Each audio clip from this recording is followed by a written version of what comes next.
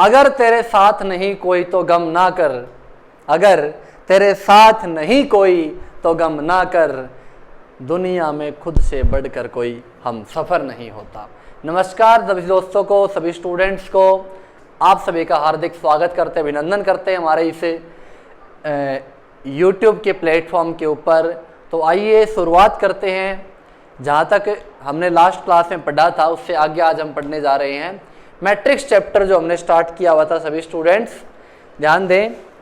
और मैट्रिक्स के अंदर हमने पढ़ा था कि मैट्रिक्स क्या है, मैट्रिक्स की डेफिनेशन, मैट्रिक्स को लिखा कैसे जाता है, रो क्या होता है, कॉलम क्या होता है। और आज हम उसी कड़ी को आगे बढ़ाते हुए पढ़ेंगे टाइप्स ऑफ मैट्रिक्स। लिखिए सभी बच्चे, types of matrix.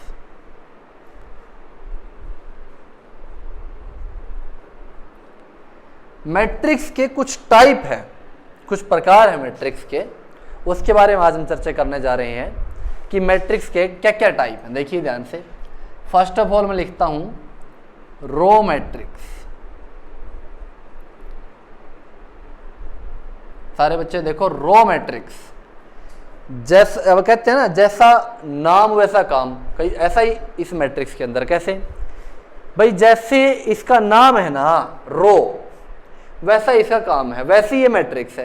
Row matrix का मीनिंग क्या है? वो मैट्रिक्स है जिसके सारे के सारे एलिमेंट सिर्फ एक रो के अंदर हो, यानी only and only one row, A11 A12 ऐसे। यूं बताओ, क्या सारे एलिमेंट एक ही रो में नहीं आ गए? यूं बताओ, देखो एक लाइन है नहीं, नहीं तो एक नीचे बनती एक नीचे बनती, लेकिन ये सारे के सारे एक रो में आ गए, तो इस मैट्रिक्स को क्या कहते हैं अपन? Row matrix.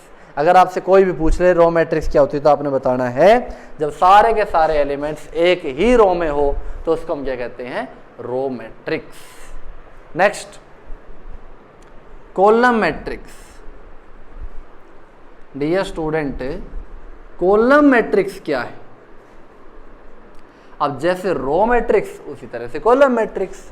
Only and only one column, जब आपके पास सिर्फ और सिर्फ एक ही कॉलम के अंदर एलिमेंट हो, सारे एलिमेंट, यानी सारे एलिमेंट जब आपके पास है एक ही कॉलम में होते, रो चाहे कितनी भी हो। देखो ये एक एलिमेंट, तो एक एलिमेंट की भी अपनी रो है, दूसरे एलिमेंट की भी अपनी रो है, एक रो, दो रो, तीन रो चाहे कितनी हो, हमें उससे कोई मतलब नहीं। हमें ये पता होना चाहिए कि कॉलम हमारा एक ही होना चाहिए।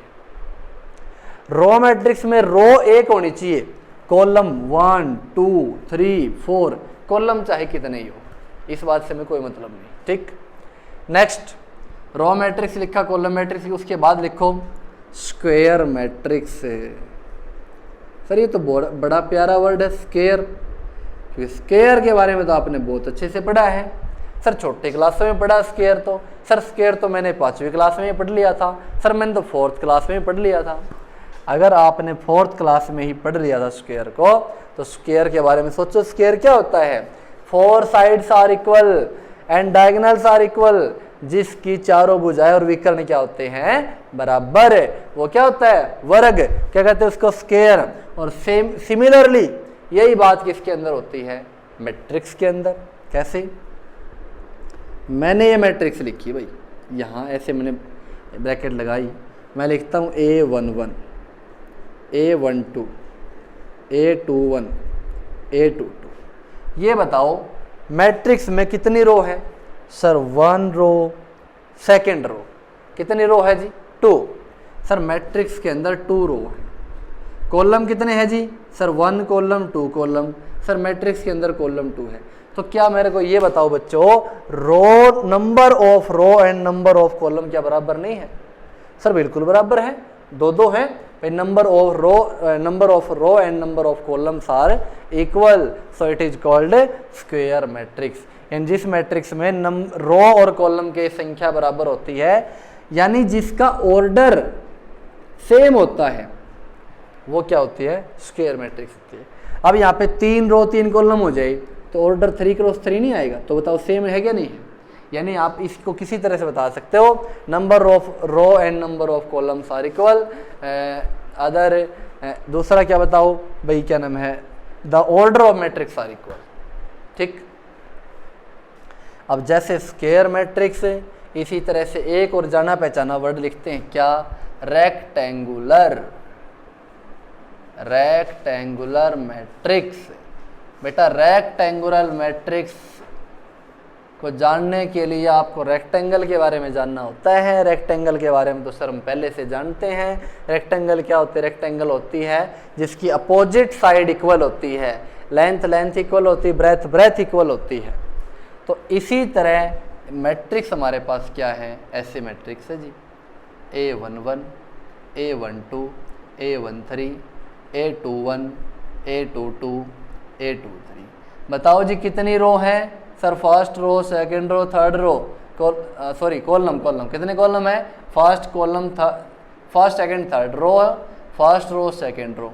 क्या ये बताओ बेटा मेरे को आप लोग, क्या इसकी ये रो और इसकी ये कॉलम बराबर है? कॉलम तो 3 और रो कितनी? 2। और रेक्टेंगल में यही तो होता है भाई, ये वाली जो लेंथ है इस वाले लेंथ से कोई बराबर होती ही नहीं, अलग अलग होती है ना। तो यहाँ पे क्या है? 2 तो रो है और 3 कॉलम है, यानी number of row 2 and number of column 3 that's not equal. Orders are not equal.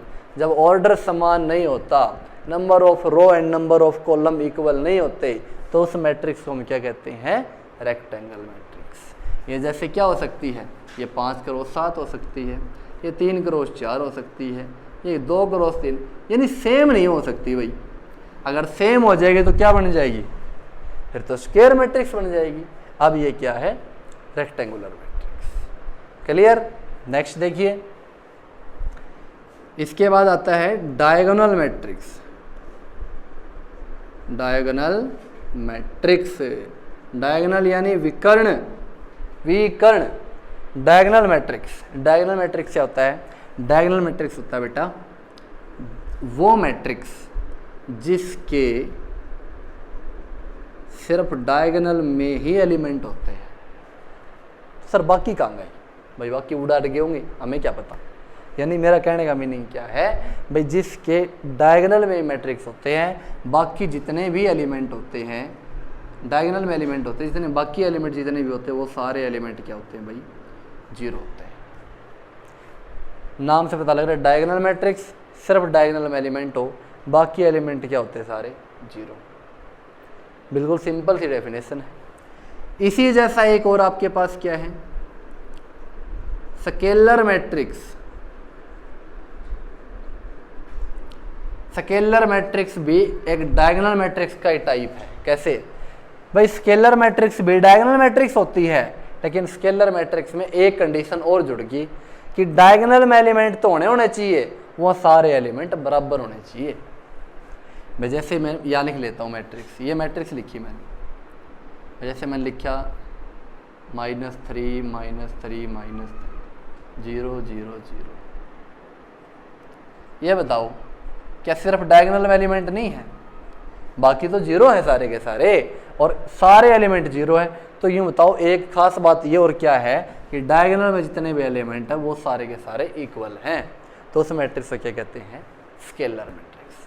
और इसी मैट्रिक्स का एक बहुत ही मोस्ट इंपॉर्टेंट टाइप आती है। वो क्या टाइप है? वो है यूनिट मैट्रिक्स। कौन सी टाइप है? Unit matrix. देखो मैं लिखता हूं यूनिट मैट्रिक्स क्या है। यह भी एक डायगोनल मैट्रिक्स है, लेकिन इसके अंदर एक कंडीशन और आ गई। कैसे? मैंने ये लिख दी जी, ये लिख दिया मैंने। यहां पे आप लोगों ने क्या देखा कि सर डायगोनल मैट्रिक्स भी है क्योंकि डायगोनल एलिमेंट है, सर स्केलर मैट्रिक्स भी है क्योंकि सारे एलिमेंट बराबर हैं। इसको मैंने एक नाम और दे दिया भाई। क्या नाम दे दिया? Identity matrix. यूनिट मैट्रिक्स भी कहते हैं। ये नाम मैंने क्यों दे दिया? इसकी क्या कंडीशन है कि डायगोनल के सारे एलिमेंट आपके पास 1 होने चाहिए। 1 1 1 1 से अलग कुछ नहीं, यानी 1 होना चाहिए डायगोनल के सारे एलिमेंट में। तो वो मैट्रिक्स कैसी मैट्रिक्स होती है भाई? वो मैट्रिक्स आइडेंटिटी मैट्रिक्स या यूनिट मैट्रिक्स होती है। ठीक। एक मैट्रिक्स और, जीरो मैट्रिक्स। Zero matrix. अब भाई जीरो तो जीरो होता है, ठीक है ना। जीरो क्या होता है? जीरो होता है जीरो। अब जैसे कोई, जैसे मान लिया आपके पास गड़ा सड़ा एप्पल है, उस गड़े सड़े एप्पल को आप अच्छे एप्पल में रख दो, क्या कर देगा? उन सबको खराब कर देगा।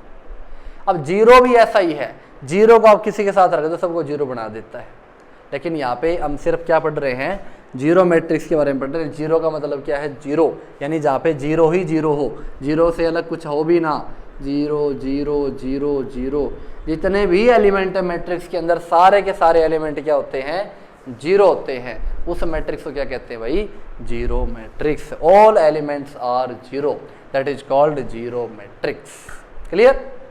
नेक्स्ट, एक बहुत प्यारा सा वर्ड हमने लिखा, क्या? बहुत प्यारा सा, बहुत क्यूट सा वर्ड है, ट्रायंगल। जानो तो ट्रायंगल के बारे में? यहां मैं लिखता हूं ट्रायंगुलर मैट्रिक्स। भाई जैसा आप लोग सोच रहे हैं कि मैं इसमें ट्रायंगल के बारे में कुछ ना कुछ होगा सर, तो बिल्कुल ऐसा ही है। वो मैट्रिक्स जिसमें डायगोनल, अब यहाँ पे एक चीज और है, ट्रायंगुलर मैट्रिक्स के दो टाइप हैं, एक तो अपर ट्रायंगुलर और एक है जी लोअर ट्रायंगुलर। यहाँ पे ट्रायंगुलर लिख लेना आप लोग, अपर ट्रायंगुलर और लोअर ट्रायंगुलर। अपर ट्रायंगुलर वो मैट्रिक्स होती है जिसमें डायगोनल और डायगोनल से ऊपर जितनी भी जगह है उन सब के अंदर कोई ना कोई एलिमेंट होता है। तो बताओ, एक ट्रायंगल सी बन गई ना, और बाकी सारे के सारे एलिमेंट क्या होते हैं? जीरो होते हैं। यानी डायगोनल और डायगोनल से ऊपर के जितने एलिमेंट है वो उसके अंदर, मतलब प्लेस जितने भी, सब के अंदर कोई ना कोई एलिमेंट होता है। और डायगोनल से नीचे क्या होते हैं? सारे जीरो होते हैं। ये कौन सी मैट्रिक्स है? Upper triangular.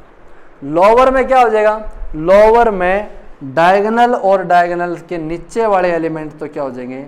यहाँ पे कोई ना कोई एलिमेंट आ जाएंगे, और ऊपर के एलिमेंट क्या हो जाएंगे? सारे जीरो। नीचे ट्रायंगल बन गई तो लोअर ट्रायंगुलर मैट्रिक्स। ठीक है, ये हमने पढ़ी क्या कि मैट्रिक्स क्या है। अब हम क्या पढ़ेंगे आगे? देखो, टाइप्स ऑफ मैट्रिक्स पढ़ी हमने। टाइप्स ऑफ मैट्रिक्स क्या क्या पढ़ा हमने? Row matrix, column matrix, square matrix, rectangular matrix, diagonal, scalar, unit, zero, upper triangular, lower triangular. आज से 6 एलिमेंट है टोटल। कितने एलिमेंट है? 6 एलिमेंट। और आप ये बताइए कि उन 6 एलिमेंट से, जो मैं आपको परसों बता रहा था ना ये लास्ट क्लास में, कि एलिमेंट से कितने मैट्रिक्स कैसे लिखते हैं। देखो 6 एलिमेंट, और आपसे ये पूछ लिया जाए कि इन 6 एलिमेंट से किसी भी तरह करके कम करके ज्यादा, मतलब 6 से ज़्यादा तो नहीं कर सकते आप, कम कर सकते हो, यानी जैसे 1 से 6 तक कुछ किस तरह यूज करो, इनकी कितनी टाइप की मैट्रिक्स बन सकती है? तो ये बताओ मेरे को। 6 एलिमेंट टोटल है, मान लिया आपके पास 1 2 3 4 5 6 ये एलिमेंट है। यूँ बताओ, क्या एक एलिमेंट को मैंने सिर्फ एक मैट्रिक्स नहीं बन गई? सर बिल्कुल बनी है। यहाँ पे ये कंपलसरी नहीं है कि 6 एलिमेंट से बनानी, इसने कहा है कि 6 एलिमेंट है, कितनी तरह से मैट्रिक्स बना सकते हो, ये बोला कितनी तरह से मैट्रिक्स बना सकते हो। ठीक है, तो एक एलिमेंट की मैट्रिक्स है, इसकी मैट्रिक्स, इसकी मैट्रिक्स, इसकी मैट्रिक्स, इसकी मैट्रिक्स और इसकी मैट्रिक्स। 6 मैट्रिक्स तो ये होगी भाई।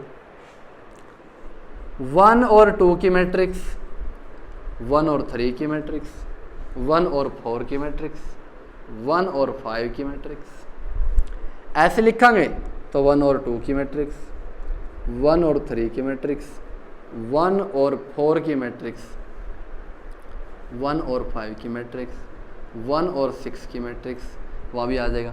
यानी देखो कि इम्पॉसिबल सा काम है भाई, इतनी सारी मैट्रिक्स लिखना, इतने टाइप बनेंगे बहुत ज़्यादा। तो इस काम आपको एक छोटा सा रास्ता बताता हूँ कैसे। क्या? 2⁻n। सर ये क्या है? ये क्या लिख दिया सर आपने? 2⁻n क्या है? n है जी number of elements. Number of element कितना है? 6, और 2 की पावर 6 कितना होता है? 64। तो कितने टाइप की एलिमेंट, कितने टाइप की मैट्रिक्स बनेगी जी? अब 64 बनाना पॉसिबल है इस तरह से? बहुत लंबा काम हो जाएगा। यानी कितने टाइप की मैट्रिक्स? 64 टाइप। कुछ भी पूछ ले आपसे, जैसे आपको मैट्रिक्स के अंदर 4 एलिमेंट दे रखे हैं, कैसे लिखोगे? 2 की पावर 4 कितना हो जाएगा? 2 दूनी 4 दूनी 8 दूनी 16, 16 टाइप की मैट्रिक्स, 16 टाइप्स की, मतलब जो 16 तरह की मैट्रिक्स आप बना सकते हैं। ठीक है। उसके बाद हमने एक बहुत इंपॉर्टेंट चीज़ उस दिन पढ़ी थी, क्या? एलिमेंट्स के जो प्लेस है उनको हम कैसे लिखते हैं। जैसे मैंने लिखा था A11। अब A11 में मैंने ये बताया था आपको, A11 क्या दिखाता है कि जो एलिमेंट्स है वो फर्स्ट रो में और फर्स्ट कॉलम में है। मैंने यहाँ पे लिखा था A22 second row second column, A33, A21, A31, A32, A12, A13, A23, ऐसे बताया था। अब यहाँ पे तो मैंने 1 1 1 2 लिख दिया, अगर क्योंकि हमें पता भाई यहाँ पे है ये, लेकिन इसका मेरे को ये नहीं पता कि ये है क्या पे, कहाँ पे है ये, तो मैं यहाँ पे I और J लिख देता हूँ। I और J, I और J का मीनिंग क्या कि मेरा I किसको शो करता है? I मेरा यहाँ पे जितनी रो होगी ना वो रो का नंबर आ जाएगा, J मेरा यहाँ पे जितना कॉलम होगा ना वो कॉलम का नंबर आ जाएगा। ठीक है भाई, मेरे इतने नंबर की तो रो और इतने नंबर का कॉलम है। अब यहाँ से क्या बता दिया आपको? ये बता दिया कि A of I J is equal to आपके पास है माइनस का 2I प्लस J। इसकी वैल्यू आपको ये दे दी और आपको ये कह दिया कि इससे एक 2 क्रॉस 2 ऑर्डर की मैट्रिक्स के एलिमेंट हैं। आपने वो 2 क्रॉस 2 ऑर्डर की मैट्रिक्स बतानी है। क्वेश्चन सुनो ध्यान से। A ऑफ I J की वैल्यू क्या दे दी आपको? Minus 2I plus J। ये कह दिया कि 2 क्रॉस 2 ऑर्डर की मैट्रिक्स है, तो उस मैट्रिक्स से सारे एलिमेंट बताओ। तो ये बताओ बच्चे मेरे को कि सारे एलिमेंट्स अगर आप लिखेंगे तो ऐसे नहीं लिखेंगे इसको, बताओ भाई, ऐसे लिखेंगे ना? A11, A21, A12, A22। अब सबसे पहले हम इसकी बात कर लेते हैं भाई, ये निकालना है अपने को। आपको दिया हुआ है AIJ is equal to minus 2I plus J। A11 compare करके देखो भाई, A11 अगर आप इन दोनों को मैच करके देखो, A से A मैच करो तो I की वैल्यू कितनी दिखाई दे रही है आपको? 1 जी।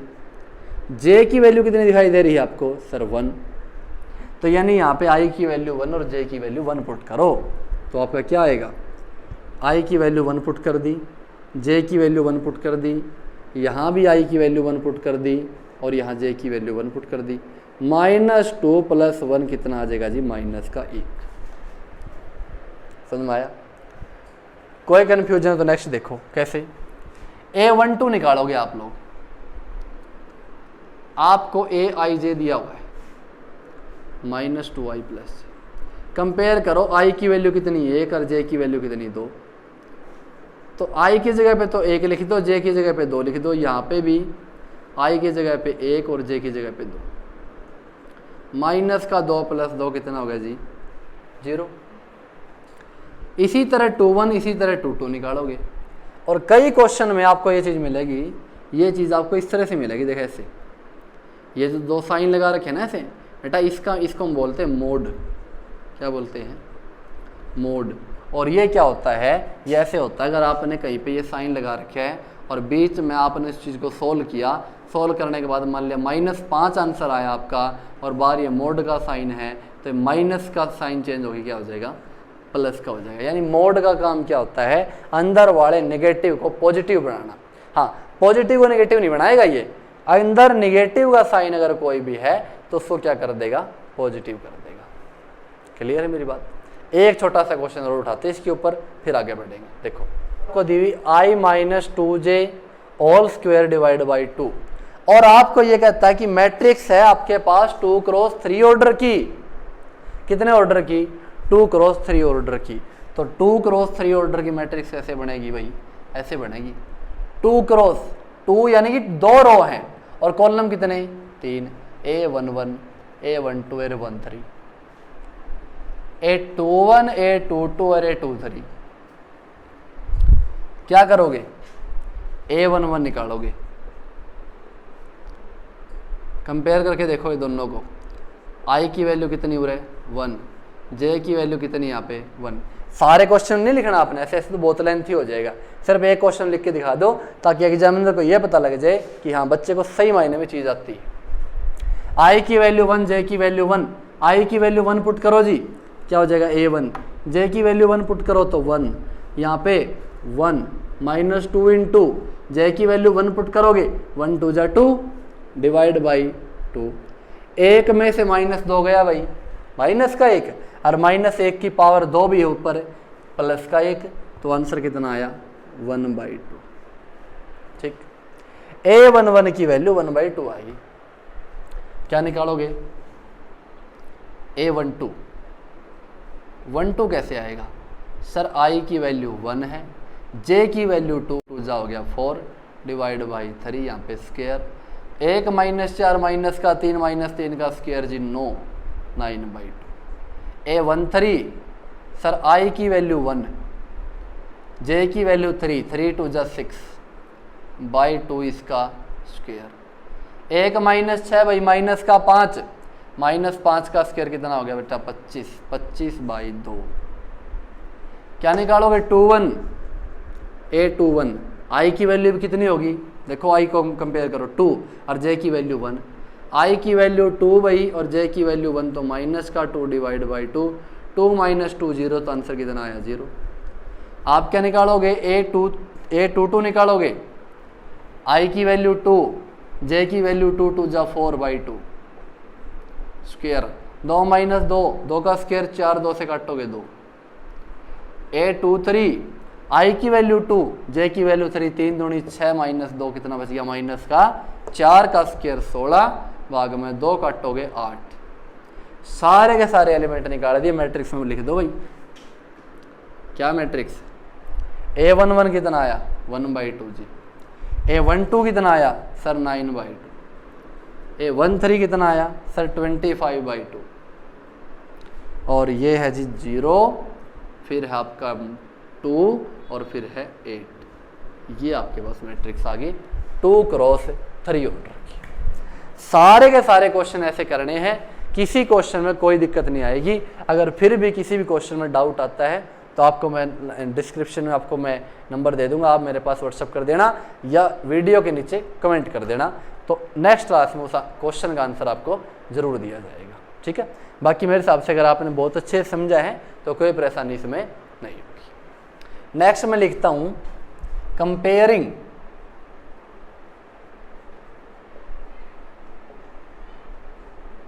कंपेयरिंग ऑफ 2 मैट्रिक्स, कि 2 मैट्रिक्स को कैसे कंपेयर करते हैं, कंपेयर यानी तुलना कैसे करते हैं उसकी। ठीक है, देखो भाई कैसे करते हैं।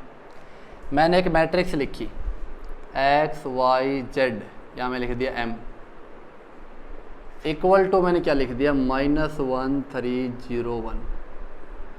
इसका मीनिंग क्या है, मैं इसको कंपेयर कर रहा हूँ, यानी मैंने ये लिखा ये इसके इक्वल है या इसके कंपेयर है, तो इसका मीनिंग फर्स्ट मैट्रिक्स के कोरस्पॉन्डिंग एलिमेंट सेकंड मैट्रिक्स के सारे कोरस्पॉन्डिंग एलिमेंट्स के इक्वल है। यानी कि A11 वाला किसके इक्वल है, A11 वाले के साथ x की वैल्यू कितनी -1, यहाँ से y की वैल्यू कितनी सर 0, z की वैल्यू कितनी है जी 3 और m की वैल्यू कितनी है जी 1। ठीक है, नेक्स्ट क्वेश्चन देखो।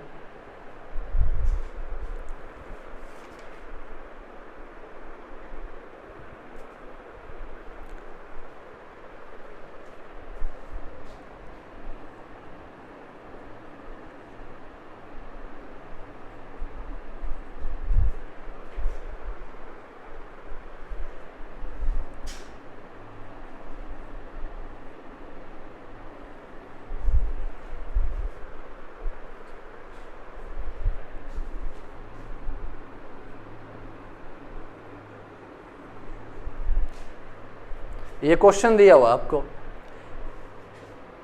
दोनों मैट्रिक्स इक्वल है तो हमें पता है फर्स्ट के कोरस्पॉन्डिंग एलिमेंट सेकंड के कोरस्पॉन्डिंग एलिमेंट के इक्वल है। ठीक है, यानी कि x + y की वैल्यू जो है किसके इक्वल बताओ, किसके इक्वल है एक्स प्लस वाई की वैल्यू? 6 के। 2 is equal to 2। 5 plus z की वैल्यू किसके इक्वल है भाई? सर 5 के। 5 उस साइड ले जो घट जाए, जेड की वैल्यू कितनी आ गई और है 0। इसको सोल्व करने जो हो गया यहीं पे। एक्स वाई क्या दे रखा है? एक्स वाई दे रखा है जी 8। भाई इसको सोल्व करना पड़ेगा। कैसे करोगे? यहाँ से एक वैल्यू निकाल लो किसी की, यहाँ पे लिखो फ्रॉम इक्वेशन फर्स्ट। यहाँ से मान लेते हम x की वैल्यू निकालते तो y हमारा उस साइड चला जाएगा, तो x की वैल्यू कितनी आ जाएगी? 6 माइनस वाई। और ये x की वैल्यू यहाँ पे लिखो एक लाइन, क्या? The value of x, the value of x से पुट इन इक्वेशन, इसको नाम दो equation second, put in equation second. x की वैल्यू रखना भी कितनी है? 6 माइनस वाई, और आगे कितना है? y इक्वल टू कितना है? 8। y की मल्टीप्लाई करो 6y minus y square is equal to 8। दोनों को वहाँ लेके जाओ, प्लस का y स्क्वेयर माइनस का 6y प्लस के 8 इक्वल टू 0। और फैक्टर करते आ रहे हो आप लोग कहाँ से? छोटी क्लासों से। वहीं से हमने सीखा था कि कैसे करेंगे सोल्व इसको लिखेंगे जी y स्क्वेयर माइनस के 4y माइनस के 2y plus 8 is equal to 0। यहाँ से वैल्यू कितनी आएगी? 2 वैल्यू आएगी y की, एक तो आएगी 4 और एक आएगी 2। ये y की वैल्यू 4 और 2, इसको इक्वेशन नाम दो यहाँ पे 3 दे दो। ये y की वैल्यू दोनों किस में पुट करोगे? इक्वेशन नंबर 3 में। यहाँ लिखो क्वेश्चन को, आगे लिखता हूँ मैं। यहाँ पे क्या लिखोगे? The value of y put in equation third. इस तीसरी इक्वेशन के अंदर y की वैल्यू क्या पुट करो? एक बार तो पुट करो 4, तो 6 माइनस 4 कितना हो जाएगा जी? 2। और एक बार इसके अंदर y की वैल्यू कितनी पुट करो? 2, तो 6 माइनस 2 कितना हो जाएगा भैया? 4। तो x की वैल्यू, अगर आपके x की वैल्यू आई आपके पास 4 और 2, और y की वैल्यू भी यही आई आपके पास 4 और 2, और z की वैल्यू आई जी 0। सारे के सारे एलिमेंट। बताओ समझ आ गया सबको? तो इस तरह से आपको करना है, ठीक। इस तरह से 2 मैट्रिक्स को कंपेयर करके क्वेश्चन सोल्व करते हैं। Scalar multiple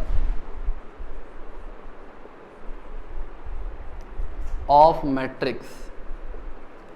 scalar multiple of matrix का मीनिंग क्या है? कि स्केलर हमारे पास जैसे कोई भी कांस्टेंट नंबर है, जैसे मतलब 5 4 3 2 1 जो कुछ भी है। मान लिया k हमारे पास एक स्केलर है, इसकी मैंने a मैट्रिक्स से मल्टीप्लाई करनी है। मान लिया k की वैल्यू मेरे पास 5 है और एक मैट्रिक्स मेरे पास ये है। तो मल्टीप्लाई करते कैसे? देखो सिंपल कैलकुलेशन करने में और मैट्रिक्स के साथ कैलकुलेशन करने में डिफरेंस होता है। आप ये मत सोचो ना सर मल्टीप्लाई तो हम कर ही नहीं सकते हैं, दोनों चीज़ें अलग अलग है। मैट्रिक्स के साथ चीज़ें अलग होती हैं, वैसे चीज़ें अलग होती हैं।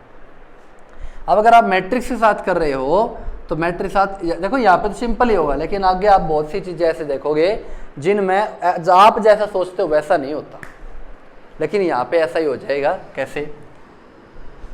5 की मल्टीप्लाई करो किसके साथ? -1 के साथ, कितना हो जाएगा? -5।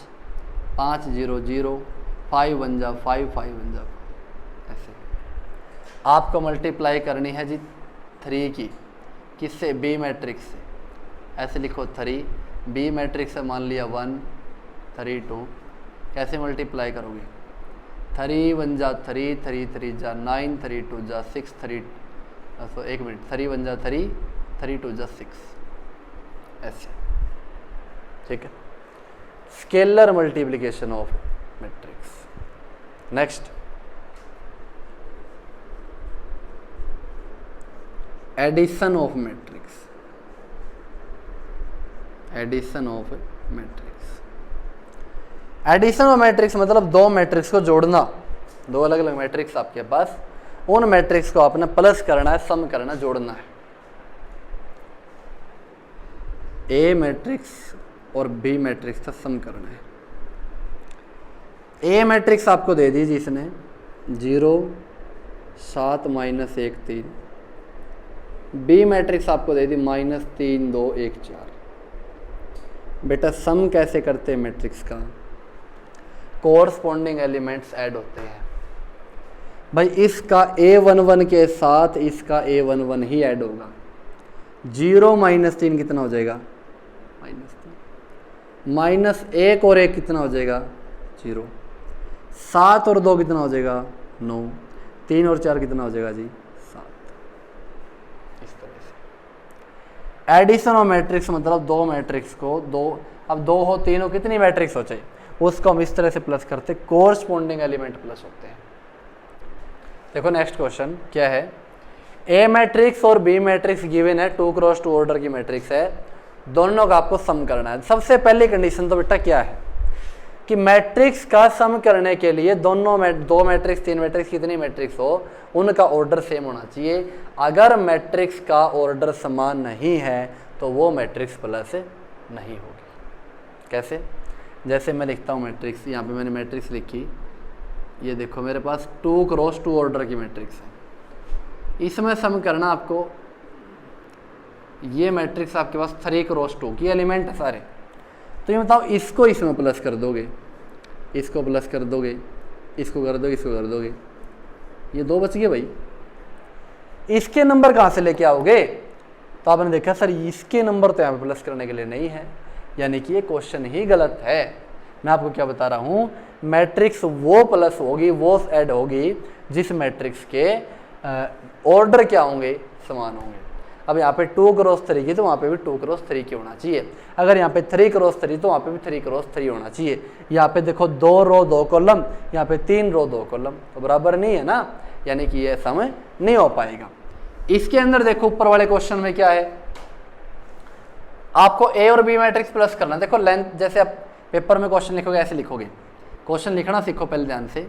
ए प्लस बी, ए मैट्रिक्स लिखो, आपने लिखा जी sec sine square minus cos square sec square theta 1 plus cos square theta minus sine square theta minus tangent square theta और 0।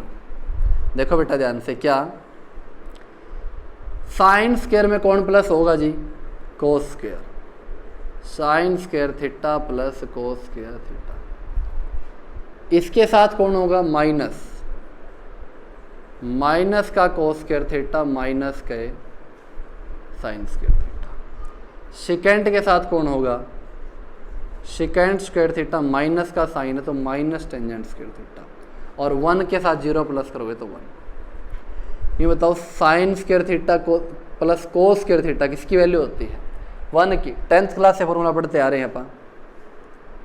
Second square theta minus tangent square theta क्या होता है? 1। Minus common ले लो भाई, तो यहाँ क्या हो जाएगा? प्लस 1, और यहाँ पे क्या है? आंसर आ गया। तो इस तरह से किसी दो मैट्रिक्स को हम क्या करते हैं? ऐड करते हैं, एडिशन ऑफ मैट्रिक्स। यह ध्यान रखना है, मैट्रिक्स ऐड करते टाइम क्या होना चाहिए? दोनों मैट्रिक्स के ऑर्डर क्या होने चाहिए? सेम होना चाहिए। ठीक है। स्केलर मल्टीप्लिकेशन हमने बताया, एडिशन हमने बताया। अब हम पढ़ेंगे सब्सट्रैक्शन, और इन तीनों के मिले जुले क्वेश्चन आपके पास आएंगे भाई। प्लस भी आ जाएगा उसी में, माइनस भी आ जाएगा उसी में, और स्केलर मल्टीपल भी आ जाएगा। अब सब्सट्रैक्शन देखो कैसे होता है। देखो भाई question, A minus B find करना है। A matrix given, B matrix given है, कैसे लिखोगे? ए माइनस बी, मैं डायरेक्ट लिखता हूँ, आप लोग लिखना A matrix minus B matrix. चलो एक बार लिख लेते हैं। ए मैट्रिक्स लिखो 2 4 -5 -2 2 1, माइनस करना बी मैट्रिक्स 8 4 3 0 -2 6। यहाँ पे बहुत सारे बच्चे गलतियाँ करेंगे, ध्यान से समझना इस चीज़ को। कैसे भाई? 2 में से माइनस करना 8, तो 2 - 8 कितना हो जाएगा? -6। -2 में से माइनस करना 0, तो माइनस का 2। 4 - 4 कितना हो जाएगा? 0, और 2 माइनस, देखो माइनस यहाँ पे माइनस, यहाँ पे माइनस माइनस प्लस, तो 2 2 जा, ओ सर 2 2 4, -5 -3 माइनस माइनस कितना हो गया? प्लस, माइनस के 8, और 1 माइनस 6 माइनस के 5। तो ये आंसर आ गया। ऐसे इससे हम इस तरह से हम क्या करते हैं, सब्सट्रैक्शन और मल्टीप्लिकेशन मैट्रिक्स, और मैट्रिक्स आपको दे रखे हैं, मैट्रिक्स को हम क्या करते हैं, ऐसे घटाते हैं, मैट्रिक्स का माइनस करते हैं, सब्सट्रैक्ट करते हैं। ठीक, स्केलर मल्टीप्लिकेशन, एडिशन, मैट्रिक्स, इसका एक मिला जुला क्वेश्चन उठाते हैं जिसके अंदर आपको माइनस भी करना है, प्लस भी करना है। देखो इसी मैट्रिक्स को लेते हैं, मैंने एक मैट्रिक्स और लिख दी यहाँ पे, क्या लिख दी, एक मैट्रिक्स मैंने लिख दी यहाँ पे, क्या, सी मैट्रिक्स। सी मैट्रिक्स मैंने क्या लिखा, 1 0 -1 3 2 1। आपको क्या करना है, आपको a minus b plus 2c solve करना है। ये बताओ a माइनस बी तो हमने कर रखा ना, प्लस 2c करना है। तो a माइनस बी तो हमारे पास क्या है, -6 0 -8 b, ये क्या है नेक्स्ट, -2 4 और -5 प्लस यहाँ पे लिखो 2, आपको लिखना सी मैट्रिक्स क्या, 1 0 -1 3 2 1। सोल्व करना भाई इसको, देख लिखो -6 0 -8 -2 4 -5 प्लस 2 से मल्टीप्लाई, 2 1 जा 2 0 2 1 जा 2 2 3 जा 6 2 2 जा 4 2 1 जा 2। दोनों का प्लस करना, देखो इसके अंदर क्या आया, माइनस भी आ गया, प्लस भी आ गया, स्केलर मल्टीप्लाई भी आ गया। -2 और 2 माइनस के 4, -2 और 6 4, 0 और 0 0, 4 और 4 8, -8 एंड -2 -10, -5 एंड 2 -3। That's answer. तो इस तरह से सोल्व करते हैं इस तरह कोई भी क्वेश्चन को, यानी अगर आपको एक कंसेप्ट अच्छे से समझ आ गया तो ऐसा कोई भी क्वेश्चन नहीं है, यहाँ तक ये मानो आप अपने 1.2 एक्सरसाइज का लगभग जैसे आधा हिस्सा कवर कर लिया है। तो यहाँ ये पोर्शन अगर आपको समझ आए, कंसेप्ट समझ आए, तो इस तरह का कोई क्वेश्चन नहीं है जिसके अंदर मल्टीप्लाई, एडिशन, सब्सट्रैक्ट हो और आपका क्वेश्चन रुक जाए। फिर भी अगर किसी क्वेश्चन में डाउट रहता है, कन्फ्यूजन रहता है, आप वीडियो के नीचे कमेंट करें, हम आपके जो है कमेंट को पढ़ते हैं और उसका रिप्लाई भी करते हैं। नेक्स्ट वीडियो के अंदर आपको हम उसका ज़रूर से ज़रूर सोल्यूशन बताएंगे। आप जो ये नंबर नोट करें आप, 8168020125। आप हमें मैसेज कर सकते हैं किसी भी क्वेरी के लिए, किसी भी क्वेश्चन के लिए। अगर कोई किसी वीडियो से रिलेटेड, क्लास से रिलेटेड कुछ भी आपको पूछना है, आप में कॉल मैसेज कर सकते हैं। आपकी सेवा में जो है हमारी जो है मैनेजमेंट टीम जो हमेशा के लिए तैयार मिलेगी आपको। तो और उम्मीद करते हैं कि इस सेशन को आप जो बहुत अच्छे से देखेंगे, बहुत अच्छे से पढ़ेंगे और घर पे तैयारी करेंगे। तो मिलते हैं एक नई क्लास के साथ बहुत जल्दी आपसे, तब तक आपसे लेते हैं अलविदा। Thank you so much.